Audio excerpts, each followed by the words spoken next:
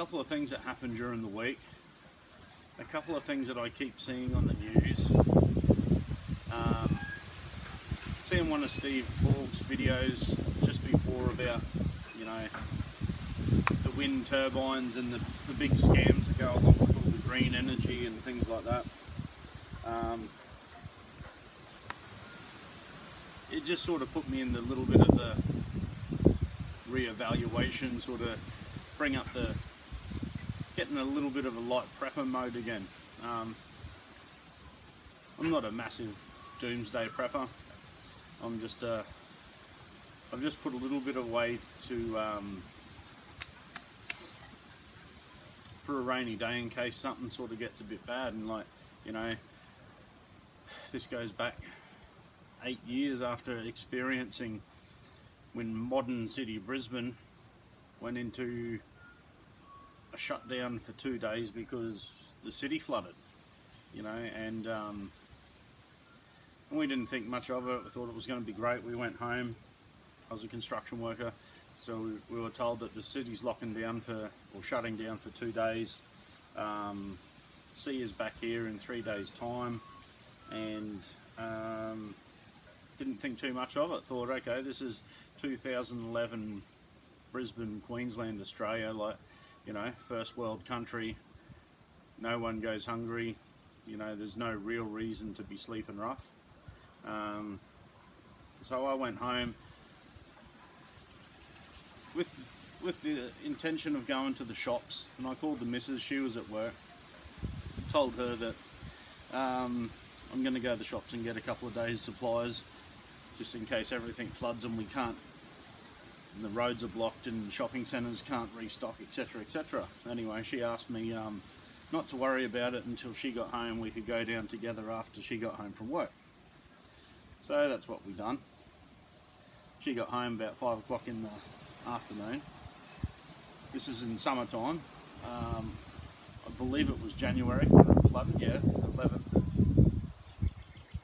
January or something like that, 2011. And we went to the shops at 5 o'clock in the hour, probably 20 past 5 in the afternoon, and there was nothing on the shelves, absolutely nothing. If you could eat it and it was half decent sort of tasting, it was gone. If you could drink it and it was in a packaged container, it was gone. There was no water, no soda water, no juice, no cordial, no nothing, no tinned food, no tinned peaches or anything like that. Baked beans, spaghetti, pasta, all of that stuff, 100% totally gone off the shops. Now, walking into the shops, there was a lady, obviously a rich lady, with a brand new BMW SUV, probably $100 and something thousand car. And there was her and 2 of her teenage kids, and they both had a shopping trolley each, overflowing. And walking into the shops, I thought, look at this greedy bitch, I should just steal her shit for just being such a greedy snob. And that's before I walked into the shops and seen that there was nothing in there. And then that occurred, and then it really hit me, you know, that we are only a couple of days away from being selfish, greedy animals that'll kill, rape and pillage, you know, just to feed ourselves and our children. So that was the first real wake-up call to me, and that's what really made me sort of get into the prepping. And then I seen some videos about Tower 7 from 9/11, and then watched another video about coal seam gas and about what they're doing to farmers and how they're destroying farmers' farms, farming agricultural land, destroying our water table and our creeks, poisoning it, so international corporations can make heaps of profits. The governments can make heaps of profits, and up until then I never thought that our government would allow things like that to happen.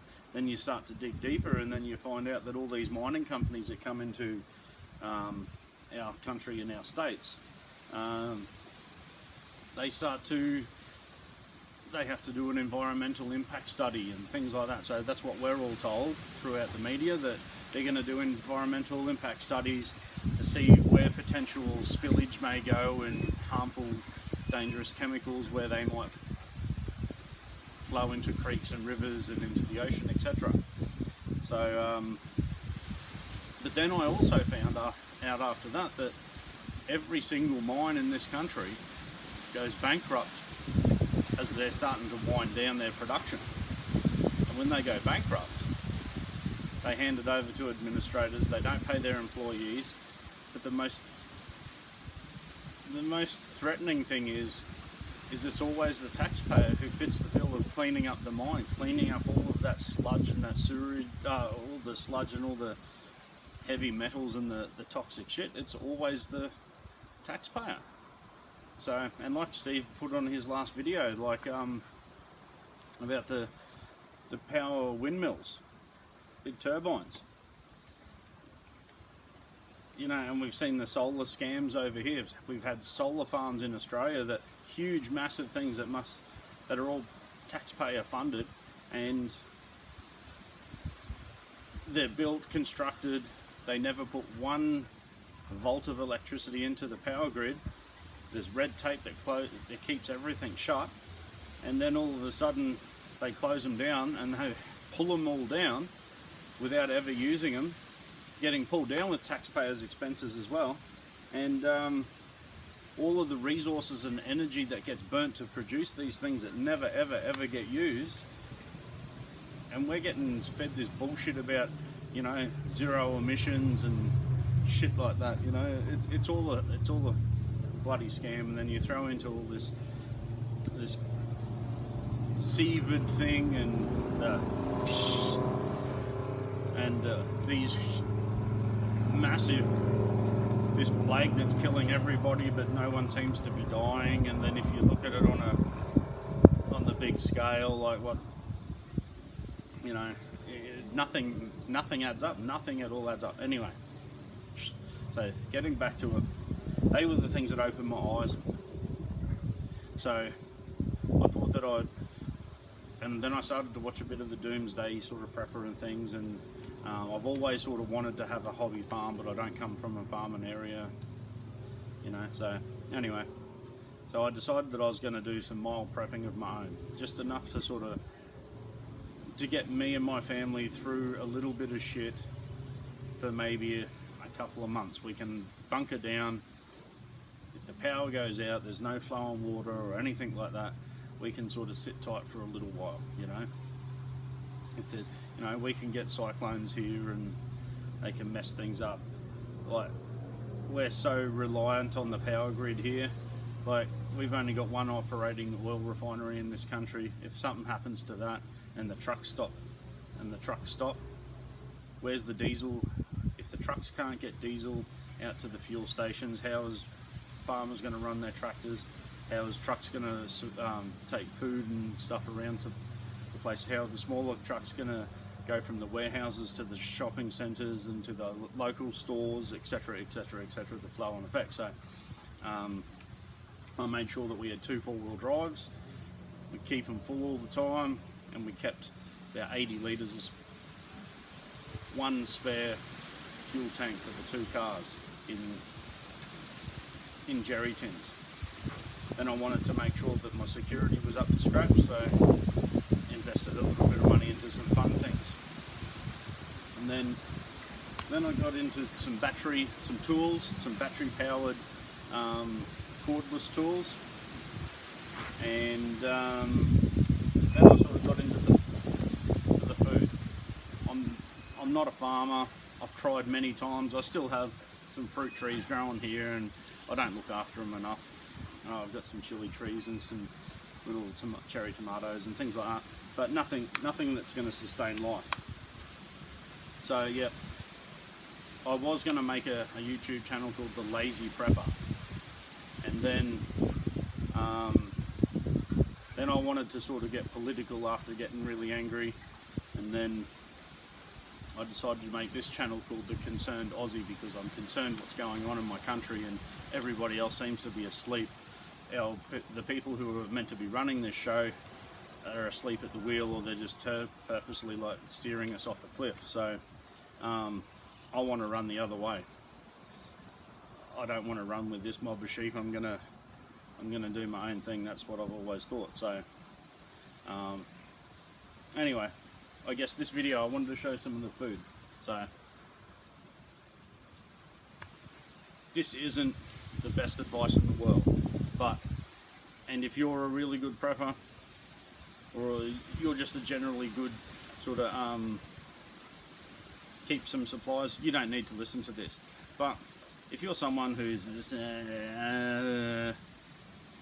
tinfoil hat wearers, you know, they're extremist preppers and things like that, well, but maybe are coming around a little bit,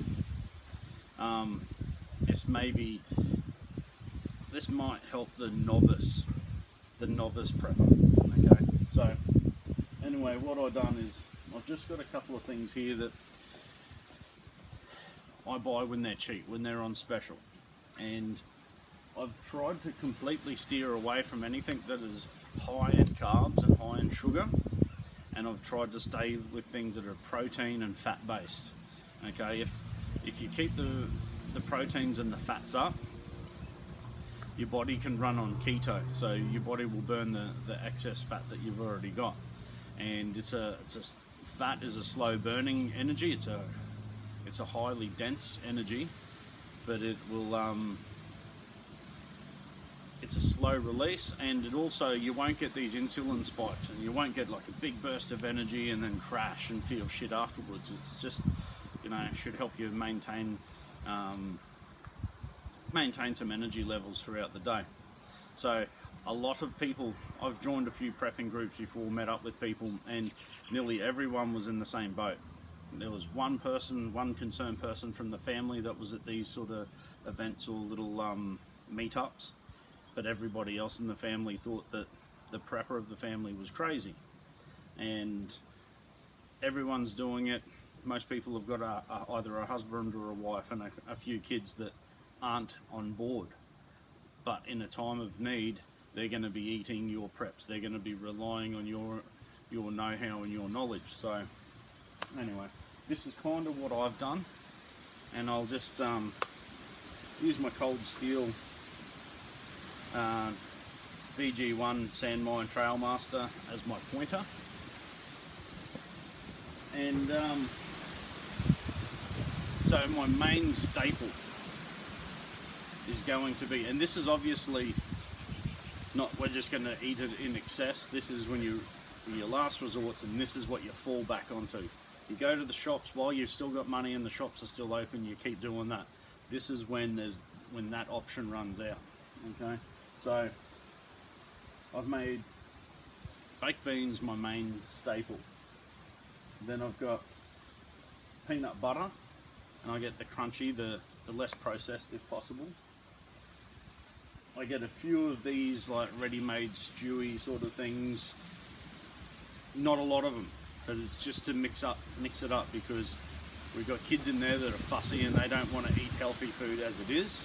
So if all they can eat is baked beans, they're going to be supping and rah-rah. So we want to keep morale up. So that's why I throw in some peach slices and some tinned fruit. Mix it up with a couple of these like pre-made sort of stewy sort of one-man meal things. And get some 4-bean mix. But then, and I've got protein powder as well. Then I've got sardines and tuna. And a majority of those are in oil. So then you're still getting the oil. You can consume the oil, and that's fats, you know. It's high calorie, slow release energy. Again, fish oil, exactly the same thing. You get your omega-3s and things like that. I've got a bunch of vitamins and minerals and that sitting there as well. I don't have a lot of things, but again, these are mainly for the kids and the missus when they start sooking and whinging. Now, if you watch a lot of prepping shows, a lot of them will, the ones who are right into it, which are way more sophisticated than I am, they'll get into their canning and things like that. That's great, you know. And then they'll buy bulk rice and flour. That's awesome. So again, I've got flour, but I don't buy the big bulk things, and this is where I suppose I'm getting at. The reason for the smaller packages and not having massive big 20 kilo bags of flour, 20 kilo bags of rice and things like that is, I know with the way my family is, they're very relaxed with putting lids on things and putting things in the right place, etc., etc., and cross contamination. So I've gone to smaller packages that are open 2 or 3 small items, mix them together, you make your big sloppy meal, and then all 4 of us will get to eat something like that, and maybe the dog will get some scraps. So yeah, and instead of having rice, I decided on oats, like oats for cereal, quick oats and things like that. And the reason why I've gone with those is all of this stuff here and oats you don't need to cook. If you have rice and pasta and things like that, you need to boil them, you need to have fire, you potentially, which might create smell, which might create smoke, which might create excess light that you don't need to attract to other people that you've got food when they don't. So it's kind of being a little bit the grey man. If you don't need to cook, why cook? We're in subtropical Queensland. We're totally different from you guys up in the colder northern hemisphere, that's a whole different subject. But anyway, this has dragged on for long enough now. If there's enough comments and responses, we could talk about this more, but we'll just see how this goes. This is just a little bit of trivia. There's a couple of things this week opened my eyes. So to just retouch on this thing, just go over my preps again and just make sure that I've got a couple of months worth of stuff to lean back on. And again, that's how I got into my knives too. I got into my knives and got into a whole bunch of cool things because I wanted to take my money out of the bank. I think that's one of the first ways that we can start to fight back is to do a run on the banks. And I guess the most important thing with prepping is you be a prepper. I don't watch any news here. I don't watch any mainstream media. I watch what's going on overseas in Europe and America and the Middle East and everywhere, and Asia especially. I watch what's going on there and I try and stay ahead of the 8 ball. So yeah, it's having situational awareness, not only when you're walking around the streets, but situational awareness with what's going on in the world and knowing when to get the hell out of Dodge before everybody else is trying to, because it doesn't matter, you're just going to get caught up in choke points. Like a lot of preppers thought that they were going to piss off into the mountains and cross borders into other cooler climates and things like that. But we've seen now with these lockdowns, they shut the borders way before preppers were ready to go. So, and they're still maintaining roadblocks on the borders now. So that goes to show you how serious there's something coming. I don't know what it is. Most preppers don't know what it is, and nearly everyone that I meet don't think the same way as doomsday preppers or people that you see on TV, because we don't know what's happening. We all just have a gut feeling that something's not right. Don't know what it is, but like I said in my video from yesterday, I'm not going to get ushered into a room, get locked into a room to create a killing room. I'm not going to be that guy. I'm going to do my own thing. And so taking my money out of the bank, I just leave enough spending money in the bank now just to live week by week. I pull all my money out and I put it into hard assets. So I put it into knives, put it into fun things, put it into fuel, car, four-wheel drives, push bikes, small boats and things like that. Everything that can be toted around, everything that can be traded around, and I can lend to somebody else, etc., etc. So I wanted to be flexible, I wanted to get all my cash out of the banks.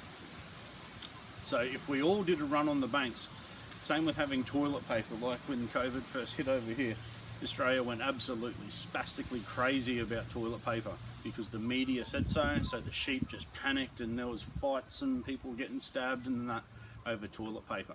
So I'm lucky I already had a stash of toilet paper here, and the smart prepper, he will just like a squirrel, just squirrel away little things here, little things there, so there's no big panic rushing. And if everybody did that, and we all had a little bit of extra toilet paper, all had a little bit of extra food, all had a little bit of fuel, all had a little bit of, you know, trade items and protection, and all took a little bit of money, a few thousand here and a few thousand there out of the banking system, we could basically effectively do a run on the banks without bringing everything to a crash.